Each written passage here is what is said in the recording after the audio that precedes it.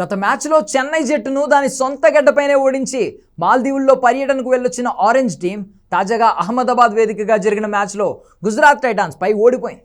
ఆ జట్టు 38 పరుగుల తేడాతో చిత్తైంది. దీంతో ఈ సీజన్లో సన్ రైజర్స్ హైదరాబాద్ కథ దాదాపు ముగిసినట్లే అని అంతా ఫిక్స్ అయిపోయారు. జీటీపై ఓటమితో ఎస్ఆర్హెచ్ ఫ్యాన్స్ పూర్తిగా ప్లే ఆఫ్స్ ఆశలు వదులుకున్నారు. Chennai Super Kings, Rajasthan Royals బాటలో సన్ రైజర్స్ హైదరాబాద్ ఇంటికి వెళ్ళిపోయిందని అంతా భావిస్తున్నారు. అయితే ఎస్ఆర్హెచ్ జట్టుకు ఇంకా స్వల్ప అవకాశాలున్నాయి. Mumbai Indians, Gujarat Titans, Royal Challengers Bengaluru top 3లో బలంగా ఉన్నాయి.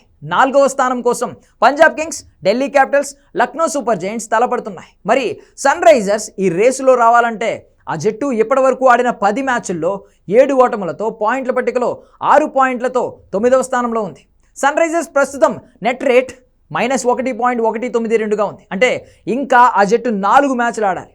ఆ 4 మ్యాచ్ల్లోనూ ఆ జట్టు గెలిస్తే మొత్తంగా సన్ రైజర్స్ ఖాతాలో 14 పాయింట్లు వచ్చి చేరుతాయి. దీంతో సన్ రైజర్స్ ప్లే ఆఫ్స్ అవకాశాలు మిగతా జట్ల ప్రదర్శన, నెట్ రన్ రేట్పై ఆధారపడి ఉంటుందని పలువురు భావిస్తున్నారు. అంటే సన్ రైజర్స్ మిగతా అన్ని మ్యాచ్ల్లో గెలిచి అలాగే ఇతర జట్లు మిగతా అన్ని మ్యాచ్ల్లో ఓడితే అప్పుడు ఆరెంజ్ టీం ప్లే ఆఫ్స్కు వెళ్ళొచ్చేమో అంటున్నారు. ఎందుకంటే గత ఏడాది ఆర్సీబీ కూడా మెరుగైన నెట్ రన్ రేట్ కారణంతోనే 14 పాయింట్లతో క్వాలిఫై అయిన సంగతి తెలిసిందే. కానీ ఇప్పుడు ఆ పరిస్థితి ఎస్ఆర్హెచ్ విషయంలో కనబడట్లేదు. దాదాపు ఇది అసాధ్యమనే చెప్పాలి.